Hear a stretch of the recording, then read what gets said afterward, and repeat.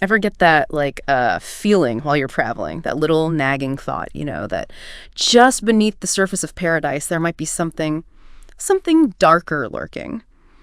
Well, today we're diving into one of those unsettling realities, human trafficking within the tourism industry. Yeah, it's easy to get caught up in the whole excitement of travel and everything. Right. But the reality is, this is a multi-billion-dollar global crisis we're talking about. It's happening everywhere.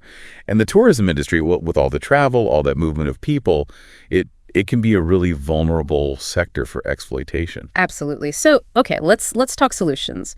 Our deep dive today centers around Skål International. Okay. Now, they're a leading organization for tourism professionals, and they are tackling this issue, this human trafficking issue, head on. Yeah. Skål's commitment to fighting human trafficking is really commendable.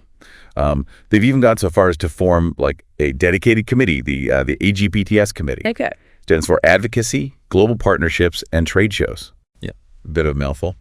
But this committee is really the driving force behind a lot of their initiatives. So they're not just talking the talk, right? What are some of the concrete actions this committee is actually taking? Well, they're really heavily focused on practical steps, like developing training programs for their members. Okay. And these programs, they're designed to equip hotel staff, tour operators, really anyone who interacts with travelers regularly, with the knowledge to recognize and then report potential trafficking situations. Now, that's what I'm talking about, giving people the tools to actually make a difference. And it's not just about raising awareness. It's about giving people those actionable steps. Exactly. Skål understands that knowledge is power. For example, they partnered with ECPAT. That stands for End Child Prostitution and Trafficking. Okay. And to develop these training programs. So we've got Skål, a major player in the tourism world, teaming up with ECPAT, experts in combating child exploitation. This is sounding like a recipe for real impact. Can you give us an example of what these training programs might actually cover? Absolutely. One of the most important things they teach is how to recognize the signs of human trafficking. Okay. This includes, things like being aware of individuals who seem fearful, anxious, or who are like really closely controlled by someone else.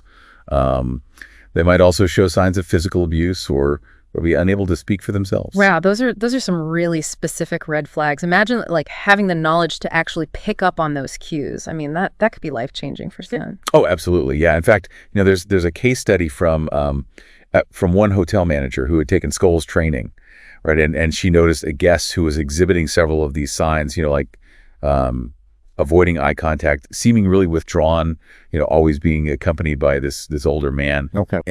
And because of her training, she felt confident enough to actually report her concerns. Wow. What happened? So the authorities were alerted, and it turned out that this young woman was a victim of trafficking. She was being forced into labor. Oh gosh. And because that hotel manager had the awareness, right, and she knew the proper channels to report it to, this woman was rescued.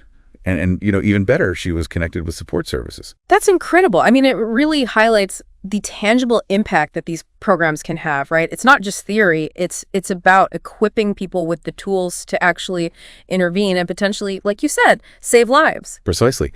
And this leads to another really critical aspect of Skål's message, which is, that saying, if you see something, say something. Okay. They really emphasize how crucial it is to report any suspicious activity, but they also emphasize how important it is to do so responsibly. So let's say you're a tourist and you notice something that sets off some alarm bells. What would be the recommended course of action in that situation? I mean, you wouldn't want to put yourself or a potential victim at risk. Yeah, no, that's where it gets really delicate. And that's why Skål really stresses don't try to take matters into your own hands. Right. Because directly confronting someone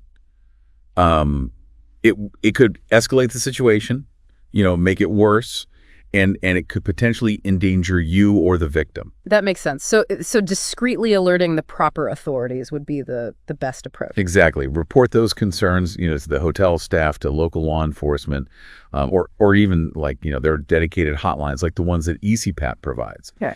These professionals, they're trained specifically to handle these situations safely and effectively. So it's really about empowering individuals to be more observant, to trust their instincts if something feels off, but then to leave the actual intervention to the experts, the people who are equipped to handle it. That's the key takeaway, really. Skål's message, it resonates not just within the tourism sector, but for travelers like you and me. We all have a role to play in combating this global issue. It's both empowering and sobering at the same time, Yeah. knowing that we can all be part of the solution, but also like recognizing the weight of that responsibility. Absolutely, yeah. It's definitely a shared responsibility. And I think Skål's work really highlights how important that collaboration is. They're not just calling on individuals to act, but they're also advocating for like systemic change within the industry itself. Can you elaborate on that a little bit? What kind of systemic changes are they actually pushing for? Sure. Well, they're encouraging things like, mandatory training programs. Well, for all tourism industry employees, right? Yeah. So not just, people who volunteer. Right. They want to see stronger partnerships between, businesses and those anti-trafficking organizations. Mm-hmm. And really stricter regulations, to hold those who exploit others accountable for their actions. So it's about creating a culture of awareness and accountability at every level of the industry. Exactly. And that's where I think Skål's message, it goes beyond just human trafficking. Okay. It's about promoting a more ethical and responsible approach to travel as a whole. Yeah, that really resonates with me. It makes you think about like your own travel experiences and what you might do differently now, having this knowledge. I agree. Yeah, it's a good reminder that enjoying the privileges of travel, it comes with a responsibility to be informed and to act when it's necessary. It's like that saying, with great power comes great responsibility. We have the power to choose where we spend our money, who we support, and how we use our voices to advocate for change. Precisely. Yeah. And by choosing to be informed and even taking small steps, right? Like supporting businesses that have ethical practices, we can contribute to creating a world where everyone can enjoy the freedom to travel safely and with dignity. Well said. And on that note, I think we've given our listeners a lot to think about. What are your final thoughts for those tuning in today? Be curious. Be aware and don't underestimate the power of your own actions. Even small gestures can make a difference. Couldn't agree more. A huge thank you to you for guiding us through this complex and crucial topic. It was my pleasure. And to our listeners, we'll be back next time with another deep dive into a fascinating topic. Until then, keep exploring, keep learning, and keep asking those tough questions.